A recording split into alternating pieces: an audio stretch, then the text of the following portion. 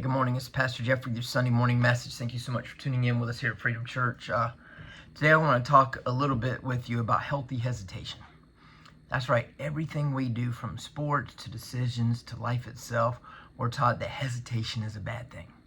Now, in some situations, hesitation is a huge problem. Hesitation by law enforcement, military, first responders, in the heat of the moment, that could prove to be quite costly. But in life in general, when we hesitate, we're showing weakness. And a healthy relationship with our weakness will in turn cause us to first doubt ourselves, and then secondly, trust in God more completely. Today we're studying Barak. He knew what God was asking of him, and he knew it was only possible if God was in control of it from the get-go. So it caused some doubt, and it led to some hesitation on his part. Now, Barak is not someone who gets a whole book of the Bible or a lot of mention, but he's mentioned in our chapter here in chapter 11 of Hebrews. And what you need to realize is that there is a huge difference between doubt and unbelief. What Barak does in our passage today is not based on unbelief. It's based on doubt. Unbelief says God doesn't exist, or God can't make it happen.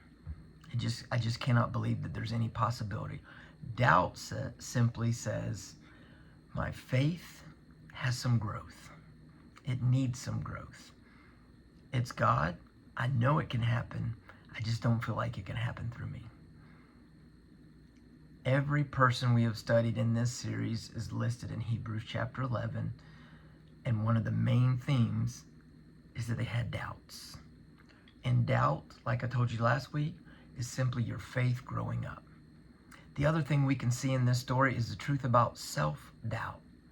You're sitting there doubting yourself while others are looking at you and completely afraid of your full potential. That's the truth of the matter in most situations. We sit, because we're our own worst critics, and we are looking at ourselves and we're going, man, I don't know.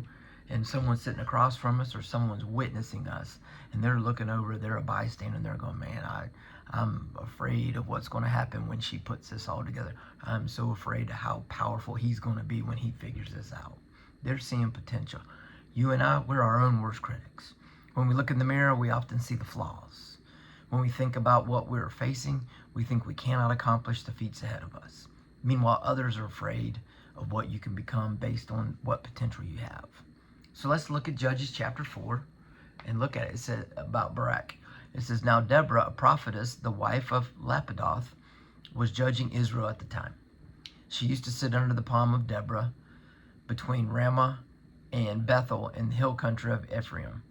And the people of Israel came up to her for judgment. She sent and summoned Barak, the son of Abinoam, from Kadesh, and said to him, has not the Lord, the God of Israel, commanded you, go gather your men at Mount Tabor, taking 10,000 from the people of Naphtali and the people of Zebulun, and I will draw out Sisera, the general of Jabin's army, to meet you by the river Kishon, with his chariots and his troops, and I will give him into your hand. Barak said to her, if you will go with me, I will go. But if you will not go with me, I will not go. And she said, I will surely go with you. Nevertheless, the road on which you are going will not lead you to glory, for the Lord will sell Sisera into the hand of a woman. Then Deborah arose and went with Barak to Kadesh. And Barak called out Zebulun and Naphtali to Kadesh, and 10,000 men went up at his heels, and Deborah went up with him. When Sisera was told that Barak, the son of Abinoam, had gone up to Mount Tabor, Sisera was called out, all of his chariots, 900 chariots of iron, and all the men who were with him, to the river Kishon. And Deborah said to Barak, up, for this is the day in which the Lord has given Sisera into your hand. Does not the Lord go out before you? So Barak went down from Mount Tabor with 10,000 men following him, and the Lord routed Sisera and all his chariots and all his army before Barak by the edge of the sword. And Sisera got down from his chariot and fled away on foot. And Barak pursued the chariots and the army to Harosheth, and all the army of Sisera fell by the edge of the sword. Not a man was left. Here's what you need to know. First, Barak was chosen by God to lead Israel in battle. God specifically chose him for this assignment. Much like God has specifically chosen you for whatever your assignment is. It may not be some glorious army leading victory. It may be to be the mother of your children, the father of your children, working a 9-to-5 job, leading a small nonprofit, leading a small group in your church. Whatever it may be, your assignment may be your job. It may be your marriage. It may be parenting or grandparenting. Regardless, God chose you for it. Just get to work. He was given a clear military strategy by God. God promised victory. What would you do today if you knew it could not fail? What would you do right now? What would you drop everything and go get involved in if you knew there was no way for it to fail? If it is something large enough, the first thing you would do when you got into the middle of it was doubt. If it's big enough, you'd go, Have you ever missed out on something? These little electronic devices, like what I'm videoing on right now, they've fed our FOMO as humans. Our fear of missing out. We are so afraid something cool or something big will happen and we'll miss it. So we scan and we scroll, constantly trying not to miss anything, which in turn makes us miss everything. We miss so much of life that's happening right in front of us because we are like this. We are hand in here and we're looking down. We're missing completely out on life. Barak gathered 10,000 warriors for battle, and he mobilized Israel's army for the fight. And the battle was God's, not his. I'm sure you've heard the saying, choose your battles, right? I heard that saying. I even said it out loud and thought I knew exactly what it meant. And then I got married. And it came to life to me. And then I had 3 daughters. And boom, it became more real to me than ever possible. Choose your battles. You see, some battles you get to choose, and some are chosen for you. And you must understand, many of the battles you're walking through, many of the obstacles you are trying to pray away, are the very things God is using to grow you and your faith. Last week we studied where Gideon was also called to lead Israel despite his doubts. And what did he do? He won, but he doubted at first. He hesitated, a healthy hesitation. So Barak hesitated to act. His reluctance showed both fear and dependence on human assurance. He was doubting himself, his own flesh, not God. Instead of trusting God, he relied on Deborah's presence. This has positives and it has negatives, depending on how you want to look at it. The positive is that God gives us the people we need in our lives to do the things he wants done. Whatever you're looking to do, whatever you are called by God to do, the pieces are there. You have people around you that can help you make it happen. Many of us have partners in business, co-workers, or spouses who are doing what it takes to help us accomplish what God is calling us to do. The negative is that anytime we trust man more than God, we're going to miss something. I felt led to start something about 6 or 7 years ago. I shared it with some close friends who were Christians and who I relied heavily on when I was making big decisions. They told me it was a bad idea. I mulled over it and I put it on the shelf. Then about 3 years later, everyone was doing what I was talking about. It was a great idea and it was getting accomplished. It's one of the few times in my life that I missed a calling and listened to someone else. So be careful. He placed conditions on his obedience. Hey, God, I'm going to do what you said, but I need Deborah. He refused to go unless Deborah went with him. God, I will do this, but you have to send me some security along the way. I need my security blanket. I need my whatever it is. We make these deals with God all the time. God, if you help me do this, I will do that. God, if I win the lottery, I'll give half of it. I'll give half of it to you. God, if you just take this away, I'll be at church on Sunday. Barak lacked full confidence in God's power because he was so focused on his weaknesses. His faith needed encouragement, and sadly, sometimes ours does too. I question whether I am where God wants me to be regularly, and I'm sure many of you do as well. I will stand on this ground firmly. I do not question freedom or my opportunity to serve as a part of this church. But every other piece of life I question all the time.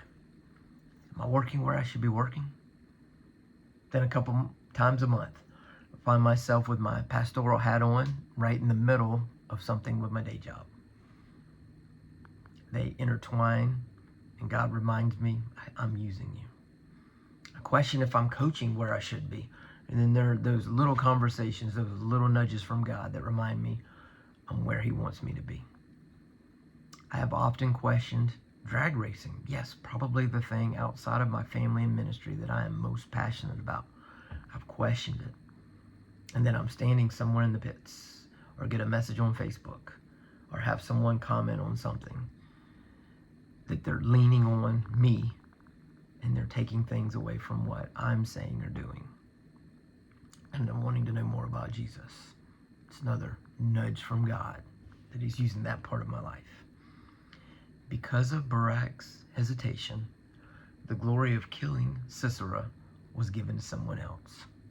Jael, Jael, not Barak, received the final honor of victory. He hesitated, someone else got the credit. Now, I say it all the time in my day job. Who cares who gets credit?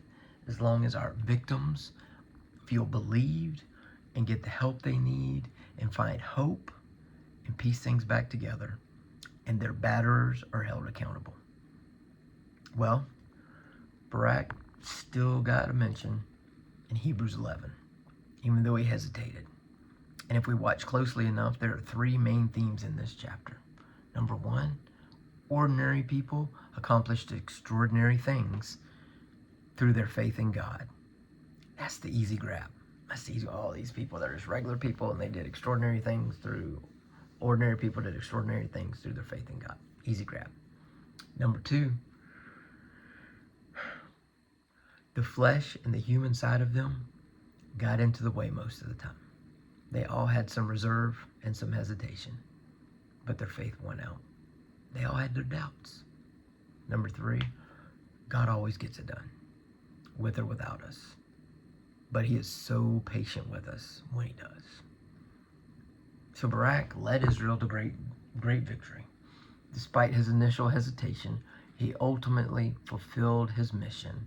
He obeyed when Deborah confirmed God's command. He stepped out in faith after being reassured by positioning his troops for success. And the Canaanites were overwhelmed by divine power. And in Hebrews chapter 11, he's listed. He's remembered as a hero of faith. Verses 32 through 34. And what more shall I say? For time would fail me to tell of Gideon, Barak, Samson, Jephthah, of David and Samuel and the prophets, who through faith conquered kingdoms, enforced justice, obtained promises, stopped the mouths of lions, quenched the power of fire, escaped the edge of the sword, were made strong out of weakness, became mighty in war, put foreign armies to flight. His hesitation mostly came from wanting to be completely sure that God was in it. He realized the battle and the victory were ultimately God's, and he could not do what he was being asked to do simply by himself. His hesitation came from his doubt, and his doubt was simply the realization that we are finite human beings. We have limits, and we're not just limited by our abilities, we're limited by our capacity to comprehend that God is not limited. Our flesh far too often lies to us. And it's lying because the reason we are our own worst critics is because we know ourselves the best. Every one of us is carrying something or several somethings that no one on earth is aware of. Not even our most intimate relationships can handle those things. And when we live by faith and not by sight, our doubts melt away. Because the only thing doubt can draw on is your past. The The only thing your flesh can draw on is your past, your track record. God holds your future. Think about swimming.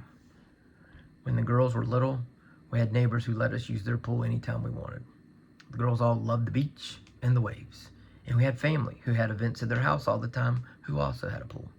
So swimming was going to be a must. Well, how does that go as a parent?